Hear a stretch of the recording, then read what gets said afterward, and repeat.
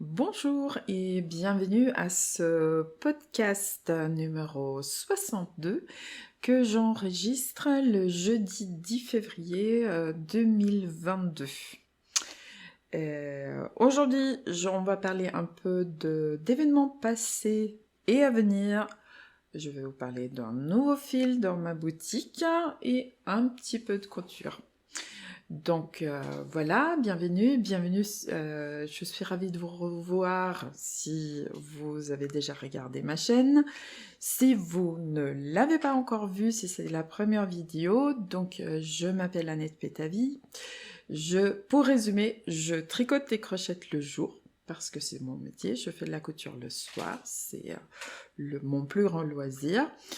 Et j'ai un site, un blog, un compte Instagram, une page Facebook, etc. Donc vous trouvez des liens de tout ça dessous, dans la description de la vidéo. Et vous trouvez aussi un lien pour vous abonner à ma newsletter si vous voulez être un peu au courant de tout ce qui se passe. Voilà. On est bientôt mi-février et aujourd'hui il fait très très beau ici à côté de Lyon et ça fait du bien. Moi j'avais l'impression que cet hiver était absolument interminable. Il fait froid, enfin il faisait froid, il fait encore froid. Hein. On gratte encore les voitures tous les matins. On est un petit peu en hauteur. On va dire dans le piémont des Monts de Lyonnais, les Monts de Lyonnais, c'est un peu le piémont du Massif central, donc on n'est pas très très haut, mais on gratte quand même.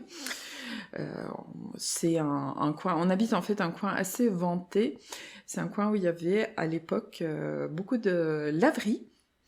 Il y avait la maison à côté de la nôtre est une ancienne laverie, parce qu'ici il y a pas mal d'eau dans le sous-sol.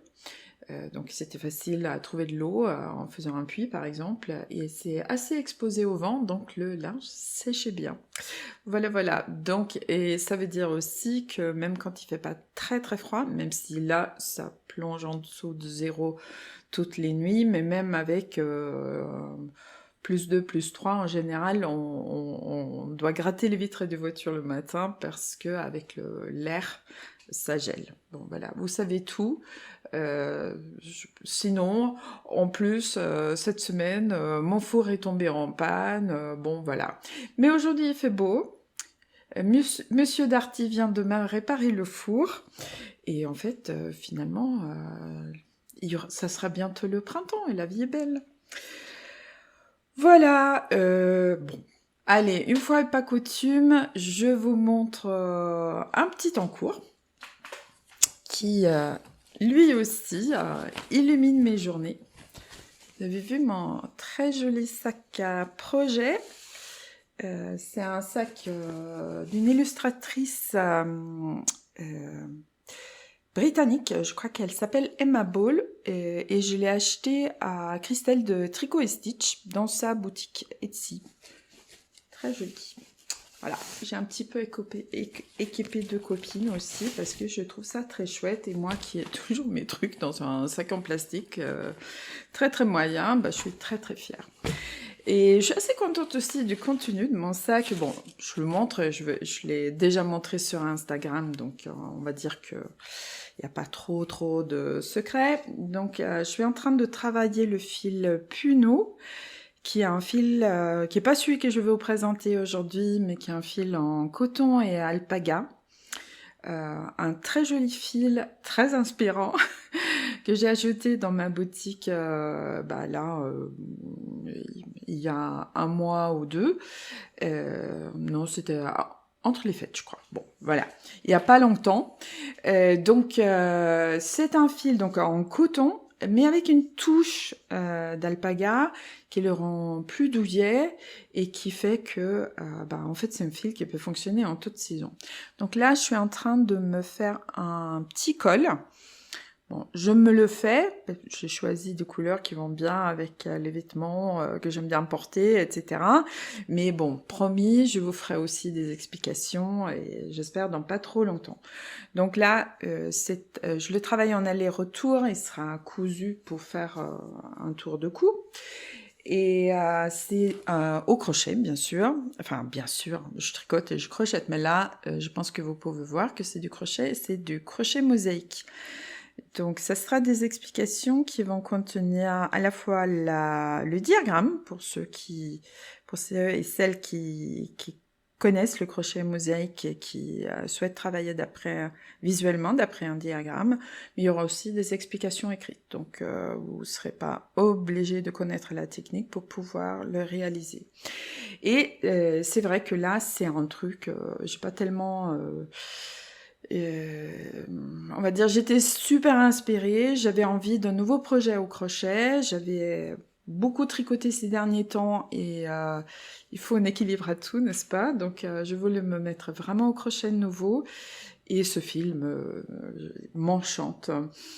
Donc moi je le vois bien pour des projets mi-saison, mais aussi pour peut-être par exemple pour un petit gilet pour l'été. On va voir ce qu'on arrive à faire. Et donc, si vous avez des idées, ce que vous aimeriez voir, par exemple, le genre de modèle, que ce soit du crochet ou du tricot, des modèles que vous aimeriez voir dans ce fil ou dans un autre, ben, n'hésitez pas à les partager. Vous pouvez me dire dans les commentaires en dessous. Et ça, en parlant de commentaires et de descriptifs de la vidéo, donc bon voilà, je mettrai des liens vers à peu près tout ce dont je parle dans cette vidéo. Et bien sûr, si vous l'aimez, n'hésitez pas à mettre un petit pouce vers le haut. Comme ça, YouTube sait que cette vidéo est intéressante. Pour les gens qui s'intéressent aux mêmes choses que vous et moi, hein, bien sûr. Et donc, ça apparaîtra plus souvent dans les suggestions. Et j'ai eu plus de pouces ces derniers temps et je le vois parce que, en fait, je suis pas accro aux statistiques et aux chiffres, mais je viens de voir que j'ai dépassé 2500 abonnés sur la chaîne et c'est très chouette. Et c'est beaucoup grâce à vous qui mettez des pouces sur les vidéos, les commentaires, tout ça, c'est très bien aussi pour dire à YouTube que c'est du contenu intéressant. Donc, merci à vous et allez, on va continuer ensemble parce que ça me plaît, apparemment vous aussi. Voilà. Donc, je disais que j'allais parler d'événements passés à venir. Et donc, là, il y a bientôt 2 semaines, j'ai animé mon premier stage en présentiel depuis très longtemps. C'était très chouette. Donc, merci aux participantes à mon stage d'initiation au point brioche que j'ai fait donc ici en région lyonnaise dernier week-end de janvier. Et pour celles qui ne pouvaient pas venir ou qui habitent trop loin, j'ai décidé de programmer l'initiation au point brioche en tant que stage de distanciel le 9 et 10 avril. Donc, en principe, donc, le stage d'une journée sera donc coupé en 2, samedi matin et dimanche matin. Ça évite donc de passer toute la journée sur Zoom, donc en visio, parce que c'est comme ça que je gère mes stages en distanciel. Et ça donne aussi un petit peu de temps le samedi après-midi, samedi soir, d'intégrer ce qu'on a fait le samedi matin. Donc, avant de mettre en ligne cette vidéo, je vais faire en sorte de rajouter ce stage dans ma boutique.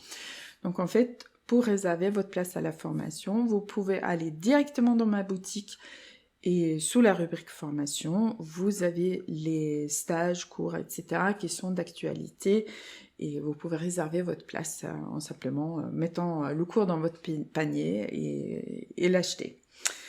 Voilà. Et donc ça c'était pour la brioche. Je regarde mes notes parce que sinon j'oublie tout.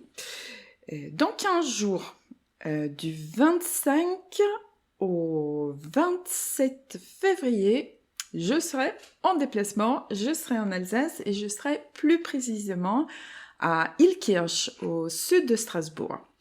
À Ilkirch, il y a une très jolie boutique de broderie qui s'appelle Broderie Plaisir, qui est tenue par ma copine Catherine.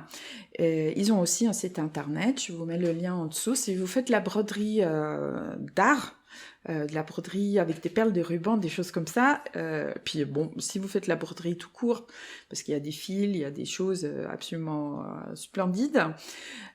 Donc vous pouvez aller vous rincer l'œil sur le site Catherine. Donc elle a notamment pas mal de fournitures de broderie vintage,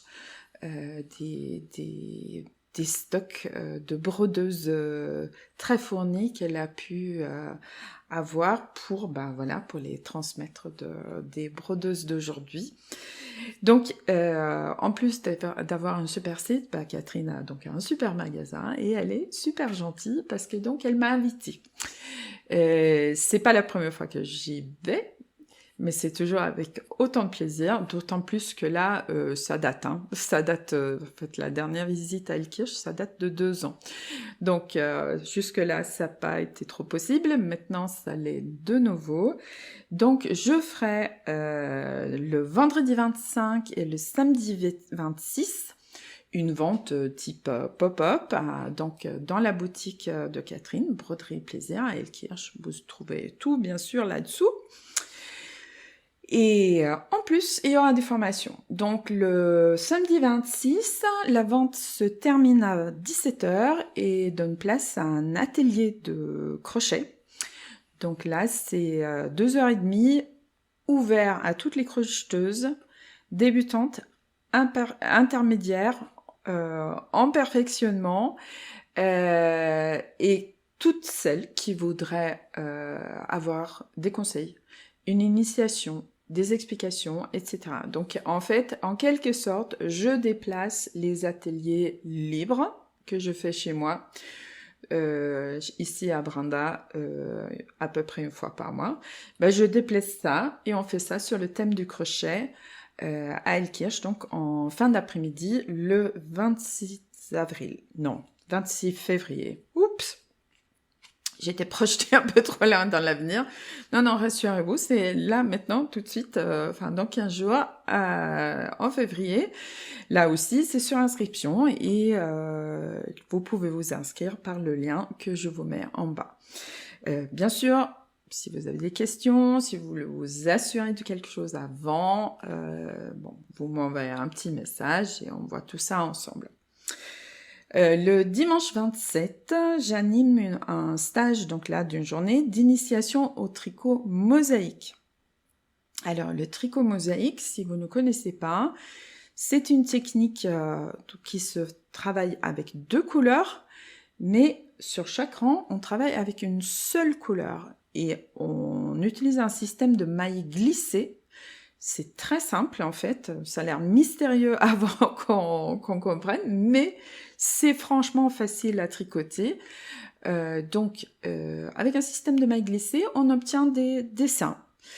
Donc on va travailler sur, comprendre bien ce que c'est le tricot mosaïque, comment ça se fait, comment ça peut se varier.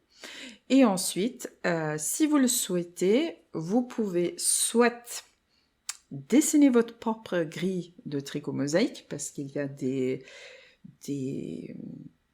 règles, en quelque sorte. Oui, il y a des règles pour que ça fonctionne avec ce système de... En fait, à la base, on fait une rayure avec des mailles glissées. Donc, pour que ça fonctionne, il y a des règles. Donc, on peut, dans la mesure où on a bien compris avant la fin du stage, on peut soit dessiner sa propre grille, beaucoup de gens trouvent ça très amusant, et ensuite, bien sûr, la tricoter, soit on peut commencer un projet tout prêt en tricot mosaïque, donc avec mon aide au démarrage du projet. Donc, si ça vous intéresse, pareil, je mets le lien, vous pouvez vous inscrire directement. Donc, c'est en présentiel, le 27 février, à la boutique Broderie Plaisir, à Ilkirch-Grafenstaden, qui est juste au sud de Strasbourg, à portée de tram, à partir de Strasbourg, et très facile à se garer pour les personnes qui viendraient d'ailleurs aux alentours. Donc moi je suis ravie parce que j'adore revenir en Alsace. Vous le savez ou pas, mais j'ai vécu 12 années en Alsace, pas loin d'Elkirch, à Fegersheim. Et mes 2 enfants sont nés là-bas. Bon, voilà, c'est un peu un petit retour, pas aux sources, parce que je suis pas née là-bas, mais j'ai l'impression tout le temps de revenir un peu chez moi quand je vais en Alsace, en fait. C'est très drôle. Voilà. Allez, j'évacue une feuille de papier et je vous dis encore que la semaine prochaine, donc 19 et 20 février, je vous propose un stage en distanciel encore une fois, donc possible de suivre à partir de chez vous, où que vous habitiez, que j'ai appelé ma chaussette numéro 1, donc c'est en lien avec le fil que je vais vous présenter, mais bon, aucune obligation bien sûr d'acquérir le fil pour participer au stage. Donc c'est un stage d'initiation pour les personnes qui veulent apprendre à tricoter des chaussettes. Donc si vous voulez un peu de technique, ça va être une chaussette tricotée de manière assez classique, c'est-à-dire du haut vers le bas, sur une aiguille circulaire longue, donc la technique du Magic Loop. Si vous ne connaissez pas le Magic Loop, vous voulez voir ce que c'est, je viens de mettre en ligne ici même sur cette chaîne une technique où j'explique comment commencer un travail en Magic Loop. Mais si vous participez au stage, on le verra aussi ensemble lors du stage.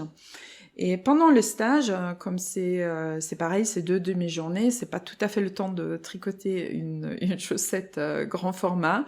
Donc on va tricoter une mini chaussette où on va voir ensemble toutes les étapes, depuis le montage des mailles, en passant par le talon jusqu'à la pointe, qu'on va fermer avec une petite technique de grafting simplifié qui est chouette comme tout, facile à faire, beaucoup plus facile que le grafting classique et qui donne un très bon résultat.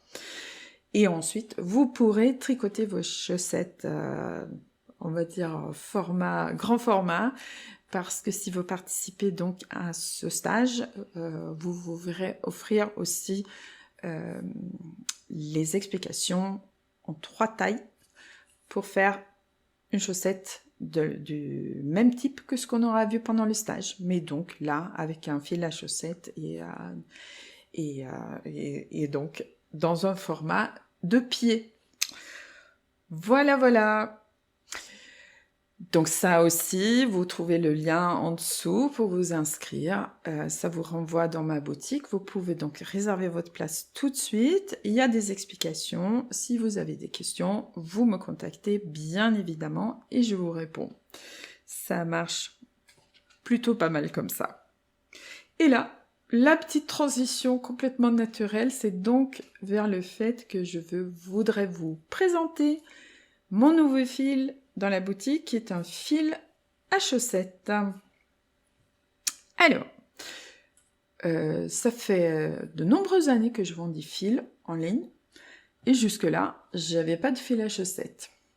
Donc, pendant très longtemps, j'étais un peu hésitante. D'une part parce qu'on tricotait pas beaucoup de chaussettes en France. Les Américaines le font depuis très longtemps, bien sûr, les gens des pays nordiques. Donc moi, je suis d'origine suédoise et en Suède, on tricote tout le temps des chaussettes parce qu'on a froid aux pieds l'hiver quand même. Et je dirais qu'en France, on a peut-être mis un peu de temps avant de découvrir le confort absolu que c'est la chaussette tricotée main. Parfaitement adapté à votre pied, qui tient chaud. Moi, j'ai l'impression, chaque fois que j'enfile un paire de chaussettes tricotées main, que voilà, je fais un câlin à mes pieds. C'est vraiment rigolo.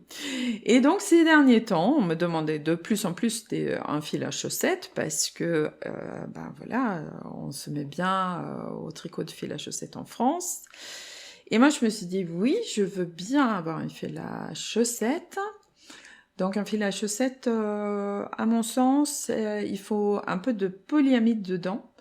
Il faut à peu près 25% de nylon parce que sinon votre chaussette sera usée en un rien de temps et vous aurez mis beaucoup de temps pour la faire. et vous devrez la recommander quasiment tout de suite. Donc il faut un peu de polyamide, donc, ou nylon, c'est la même chose en fait, pour que ce soit solide. Donc il fallait ça, mais je voulais aussi un fil... Non, je cherchais, soyons francs, je cherchais un fil qui sortait un petit peu de l'ordinaire, qu'on ne voyait pas de partout. Et je voulais un fil que je pouvais utiliser aussi pour autre chose. Et voilà ce que j'ai trouvé. Maintenant, c'est bon. J'ai trouvé ce fil-là, qui est un fil qui s'appelle Admiral Hanf, de la marque allemande Schoppelwolle. Donc Hanf, ça veut dire chanvre. Et donc c'est un fil en laine, polyamide biodégradable et chanvre.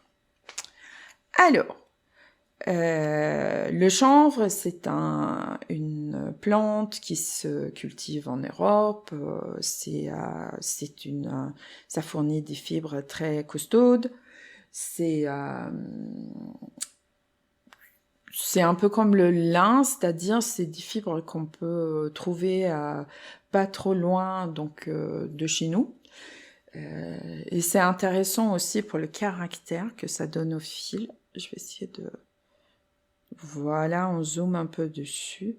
Donc, vous voyez, en fait, le chanvre est là pour donner non seulement le chiné, il y contribue, mais déjà la teinture est nuancée, mais encore plus nuancée par le chanvre. Puis ça donne un petit côté rustique, sans être, c'est pas rustique dans le sens piquant, parce que ça pique pas, c'est des fibres lisses le chanvre, donc ça ne pique absolument pas, mais ça donne un petit peu de rusticité et de profondeur à ce fil, que je trouve super intéressant, et ça me ferait plaisir à tricoter avec. Donc je vous ai dit que le polyamide dedans est biodégradable, donc ça c'est... donc la filature dit ouais c'est super, c'est biodégradable. Bon, au début je m'étais dit mais bon si c'est biodégradable, mes chaussettes est-ce que vont se décomposer tout de suite ou quoi? Et en fait c'est biodégradable dans certaines conditions. C'est une matière donc synthétique biodégradable en absence de l'oxygène. Donc bon, aucun risque quand vous portez vos chaussettes, parce que ce soit dans vos chaussures ou pieds nus, à part les chaussettes bien sûr, l'air est tout autour, donc il y a de l'oxygène. Quand vous lavez dans l'eau, la formule chimique c'est H2O, donc le O dans H2O, c'est de l'oxygène, donc il n'y a pas de souci. Cette polyamide, cette matière synthétique, est biodégradable en absence d'oxygène. Donc, ça veut dire que si vous mettez votre chaussette, on va dire, après des années de bons et loyaux service, quand elle est irrécupérablement trouée dans votre sac poubelle, et que la déchetterie ou par ce sac poubelle, et que la déchetterie ou par votre sac poubelle pratique, c'est le mot que je cherchais, pratique le compostage, donc l'enfouissement des déchets ménagers, ce fil va se dégrader. Donc bien sûr la laine se dégrade, le chanvre se dégrade, et selon le fabricant, le polyamide va se dégrader en 5 ans. Après, si c'est pas géré par enfouissement, ça va pas se dégrader. Je veux pas dire que c'est le miracle bio incroyable. Par contre, si vous l'enterrez dans votre jardin, au bout de 5 ans, parce que normalement les matières synthétiques, ça met des centaines d'années pour se dégrader en milieu naturel, mais au bout de 5 ans, il restera plus rien de votre vieille chaussette. Donc voilà, je voulais profiter pour vous en parler parce que je pense que c'est intéressant d'être clair là-dessus. Je trouve que c'est une avancée, c'est une belle innovation parce que les matières synthétiques, ça pose problème dans l'environnement naturel. Par contre, moi, j'ai pas du tout envie de faire du greenwashing et vous dire que dans quelles que soient les conditions, ce fil est entièrement biodégradable. Non, il est biodégradable. La partie synthétique est biodégradable dans certaines conditions. La partie fibre naturelle, bien sûr, est biodégradable comme tout ce qui est matière naturelle. Bon voilà, après ces explications un peu techniques, je vous montre quand même les couleurs. Alors, on a, il y a un pilote qui s'est caché là. Donc là, on a le curcuma.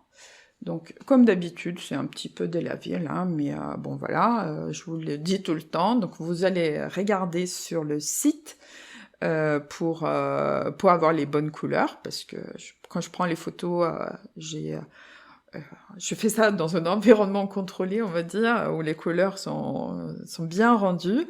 Donc là, c'est le curcuma qui, en vrai, donc est quelque chose entre le jaune moutarde et le caramel, une couleur chaude et bien profonde, super sympa. Là, c'est le poivron rouge, donc un petit peu plus foncé ou plus profond, on va peut-être dire, en vrai. Le malachite, alors là qui rend pas du tout sur mon retour à écran, on dirait qu'il est bleu, en fait c'est un pétrole, voilà, bleu-vert, très très joli.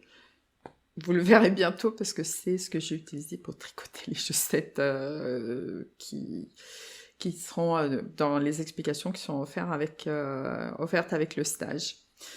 Là, pour le coup, c'est vraiment du bleu, en vrai aussi. Bon, la couleur en anglais s'appelle workwear, donc en fait bleu de travail. Donc ça, c'est un bleu un peu jean qui ira merveilleusement sur si vous faites autre chose que des chaussettes. Et sinon, si vous faites des chaussettes, ça ira très bien avec vos jeans. Et j'ai aussi un gris qui s'appelle porcelaine, donc c'est souvent le nom du gris clair donné par Chopel Volet, donc un très joli gris nuancé, et bien sûr ça se combine entre eux, donc il y a voilà, du bleu avec le curcuma, pourquoi pas le gris avec le poivron rouge, ou avec le malachite, mais bon, c'est quasiment même pas la peine que je vous le montre en vidéo, parce que tellement il rend pas ce qu'il est. Il est donc tire beaucoup plus sur le vert, donc pétrole, c'est vraiment sa couleur, même si je me recule, non, on n'y est pas. Par contre, la photo sur le site rend bien cette couleur. Donc moi, donc comme je vous ai dit, j'ai bien sûr tricoté une paire de chaussettes avec, enfin pour l'instant j'en ai tricoté une, mais ça suffit pour vous expliquer comment j'ai fait. Donc là, pour les chaussettes, je tricote en 2,5 et une pelote. Donc c'est des pelotes de 100 grammes. Il y a 420 mètres. Moi, je sors facile une paire de chaussettes avec grande marge. Donc vous pouvez aussi faire des grandes chaussettes, chaussettes pour hommes ou chaussettes plus hautes, avec une seule pelote. Je l'ai fait tester à ma copine Isabelle, qui est une grande tricoteuse et qui a des points de comparaison pour ce genre de choses. Et elle m'a dit, je pense qu'avec 2 pelotes, on fait 3 paires. Donc on peut faire une paire unie et peut-être une deuxième paire où on combine les couleurs. Ensuite, il peut bien sûr s'utiliser pour autre chose. Et c'est entre autres pour ça que j'ai voulu utiliser... pourquoi j'ai choisi ce fil-là. Donc, si on veut, bien sûr, tout ce qui se tricote en fingering, donc avec seulement 2 pelotes, vous avez 840 mètres de fil. Donc, vous faites beaucoup de châles, beaucoup de modèles disponibles, soit dans ma boutique, soit ailleurs. Et si vous les combinez avec une multicolore, la grosseur est absolument parfaite avec Laser Bubble qui est disponible dans la boutique. Donc c'est très certainement un fil que je vais bien travailler dans les mois, années à venir. J'ai hâte aussi de le crocheter. Je pense que ça va être super sympa parce que du coup il est bien fin. Et avec ses couleurs nuancées, ça va être juste trop chouette. Donc, comme je vous ai dit, bientôt une fiche que que j'appellerai aussi comme le stage la chaussette numéro 1. Donc, elle sera offerte pour les personnes qui participent au stage en distanciel la semaine prochaine, 19 et 20 février. Et ensuite, elle apparaîtra sur le site aussi, bien sûr. Et le fil, lui, il est déjà disponible et vous êtes déjà pas mal nombreuses d'avoir profité de sa présence. Donc, je vous remercie et je pense que vous aimerez autant que moi. Voilà. Donc, je voulais juste vous dire quel est ce châle que je porte aujourd'hui. Hop, je me décoiffe. En fait, je suis pas coiffée. Hein. J'ai appelé le coiffeur, j'ai rendez-vous dans 15 jours. Hein. Franchement, ils ont des problèmes de personnel apparemment. Donc, voilà. Donc ça, c'est le châle Circaète. Donc, c'est un modèle de moi-même au crochet. Et celui-ci, je l'ai crocheté dans le fil balayage. Donc, le fil balayage, c'est un fil de la marque Pasquali, comme le Puno dont je vous ai parlé en introduction. Et balayage, c'est du baby alpaga avec du mérinos bio. Et c'est juste un rêve à porter. Donc, si vous crochetez... vous avez bien sûr le Circaète sur le site pour profiter de ce fil magnifique. J'ai en cours d'élaboration un modèle au tricot, mais si vous voulez tout de suite, et je vous comprends parce que je le remets, c'est cosy à souhait. Si vous voulez tout de suite utiliser ce fil dans un modèle de tricot, j'essaie de faire un petit tri sur Ravelry pour pouvoir vous aiguiller de manière précise. Et c'est la créativité, notamment, il y a beaucoup de designers qui l'ont travaillé, bien sûr. Excusez-moi, j'ai du mal à le remettre parce que le retour caméra, vous savez, c'est en miroir. Du coup, j'ai l'impression que je mets n'importe comment. Mais tant pis, c'est pas grave. Hein.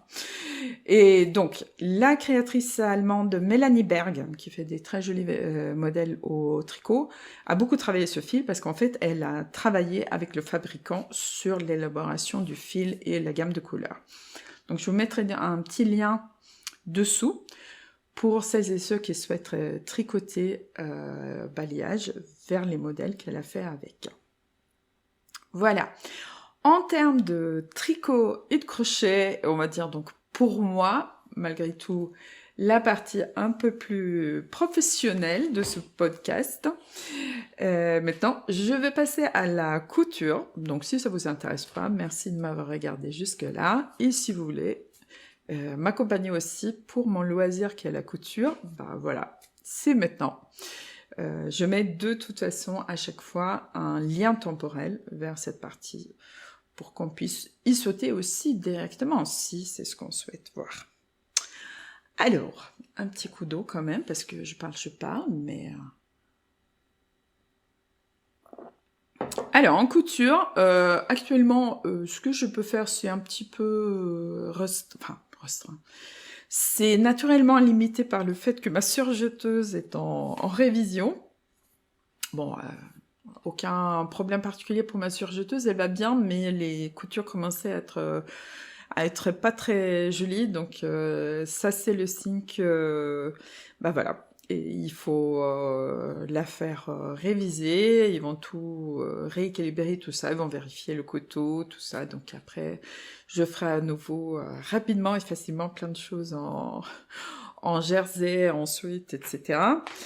Mais bon, c'est pas grave si là, actuellement, je peux pas tout faire parce que j'ai commencé à documenter ce que je fais au fur et à mesure et j'ai constaté que au mois de janvier, j'ai quand même fini 4 trucs en couture. Donc, déjà, vous avez déjà vu la dernière fois ma robe Honeyburn, je crois, le nom du modèle, je le mets en dessous de toute façon. Et cette fois-ci, je voulais vous parler de deux pièces que j'ai cousues qui vont ensemble. C'est pas ce que je porte aujourd'hui, donc je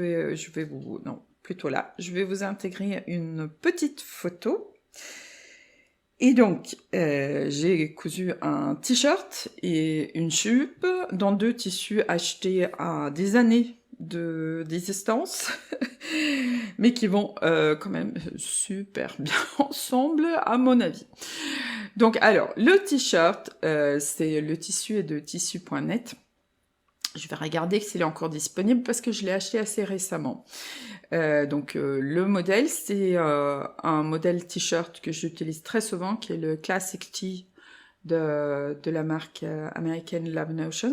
C'est aussi le patron que j'ai utilisé pour le t-shirt que je porte aujourd'hui. Et donc c'est un modèle, si vous cousez pas en anglais et que vous souhaitez faire un peu d'économie, c'est un modèle qui est très très proche du plantain de Dear & Doe, qui est un modèle gratuit que vous pouvez télécharger sur le site de Dear & Doe, et donc dont les explications sont bien sûr en français. Donc moi je reste assez fidèle au patron de base, et j'ai juste commencé un peu à tailler un peu dans le bas, parce que en fait, en principe, les tailles standards, quel que soit le vêtement, sont basées sur le fait qu'a priori, les hanches, donc chez cette personne standard que personne n'a jamais vue, sont légèrement plus grandes que la poitrine. Dans mon cas, c'est l'inverse. Donc, couplé au fait que après quelques échecs cuisants avec des t-shirts trop serrés pour l'instant, je couds plutôt mes t-shirts avec une aisance 0 à la poitrine, plutôt qu'une aisance négative. C'est-à-dire, c'est ce que vous avez quand vous avez un t-shirt bien moulant, en fait. Ça veut dire que votre t-shirt est plus petit que vous. Donc moi j'ai eu quelques petits problèmes de choix de taille et on va dire de matcher le tissu avec la bonne élasticité à cette taille-là. Donc là, pour ces derniers temps, j'ai plutôt cousu des t-shirts où la mesure, le tour de poitrine du vêtement fini est égal à mon tour de poitrine. Donc, c'est absolument pas nécessaire d'avoir des ajouts parce que c'est du jersey, c'est élastique. Et après, ça devient vite, à mon goût, un peu sac. Mais quand vous faites comme ça, et en plus, le patron est calculé pour que les hanches soient plus larges et que vos hanches, en réalité, sont plus étroites que votre poitrine, c'est mon cas. Donc, ça devient un peu blousant en bas sans qu'on le souhaite peut-être.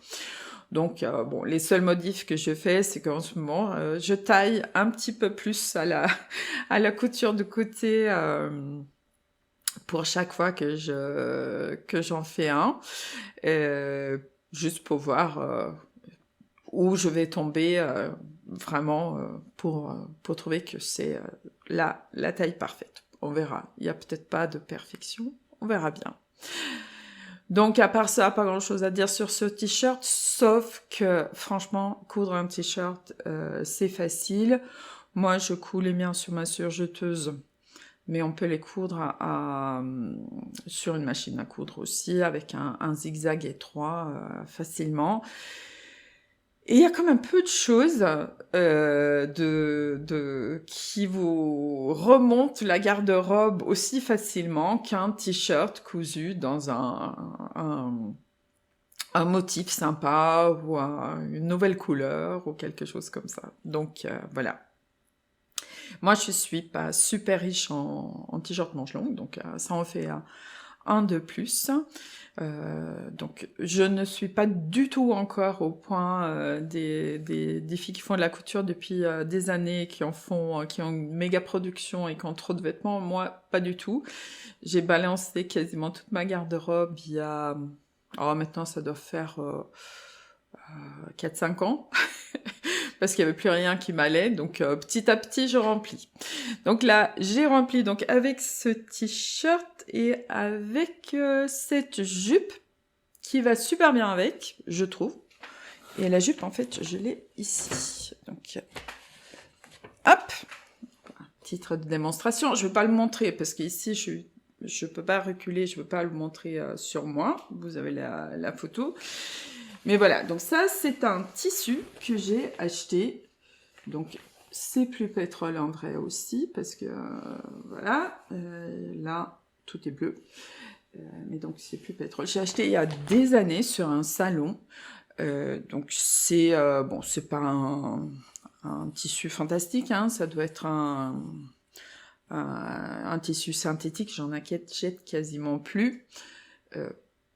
Pour toutes les raisons que je vous évoquais tout à l'heure par rapport au fil à chaussettes, c'est-à-dire la micropollution en fait des fibres synthétiques, qui est un vrai problème environnemental. Mais bon, j'avais ce tissu dans mon stock, je l'aimais et j'ai tellement hésité. Parce que les jupes, ça m'a posé problème depuis des années pour bien les ajuster. Et depuis pas mal de temps, je me suis rendu compte que pour moi, en fait, que ce soit des jupes ou des pantalons, les tailles classiques bien ajustées avec zip ou boutons, etc., c'est moyen. J'ai beaucoup fluctué en poids ces dernières années et justement, j'ai balancé la moitié de ma garde-robe ou un peu plus parce que je rentrais plus dans toutes mes jupes. Moi, j'aime beaucoup porter les jupes et les robes, mais c'est très désagréable quand on n'y rentre plus.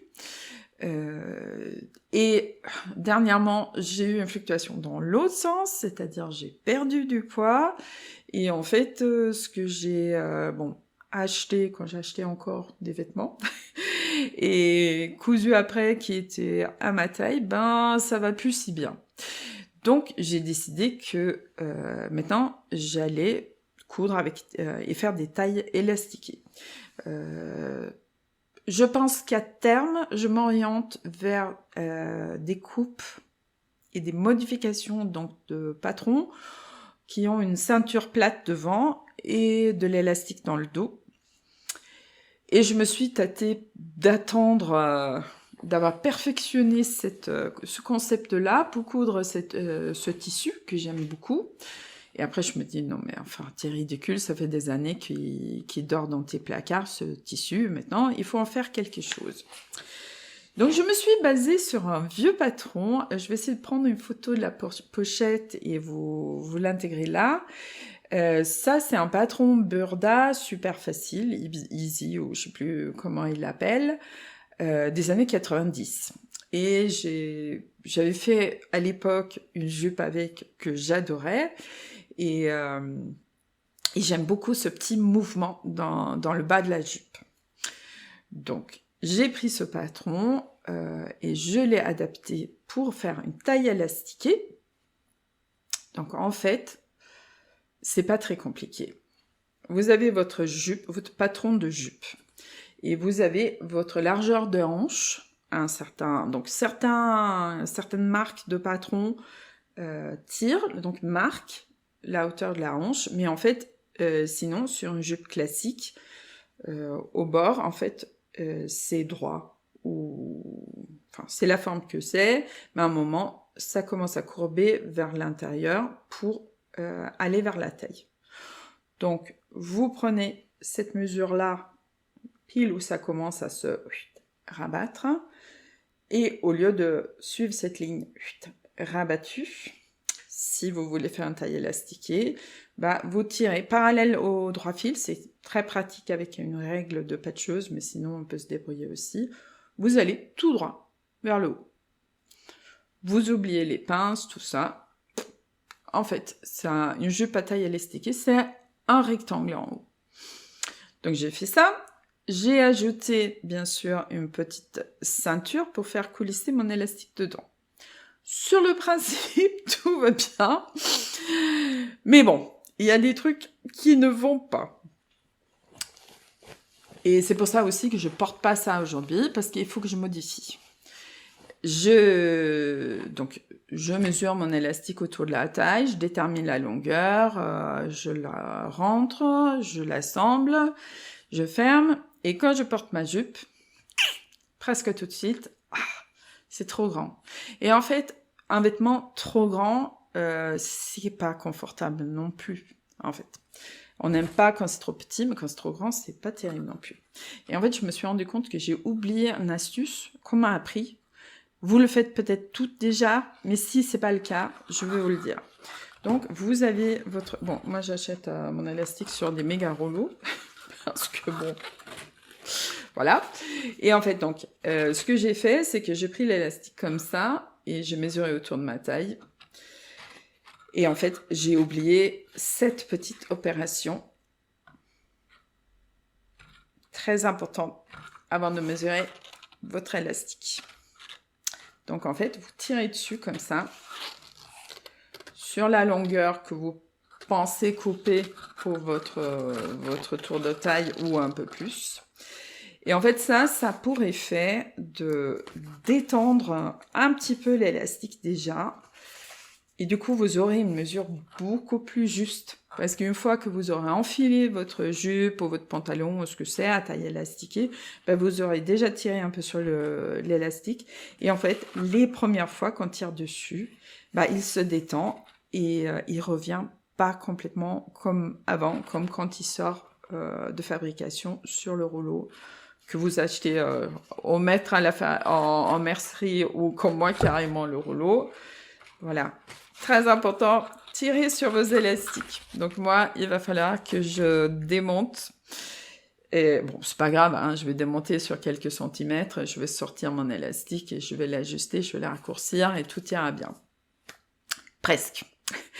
Parce que, aussi, chose importante, quand on a tendance à fluctuer, j'ai pas bien remesuré mon tour de hanche et j'aurais dû probablement prendre la taille en dessous.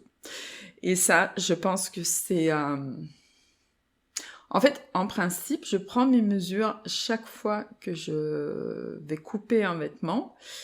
Et là, j'ai pas trop cru, au fait,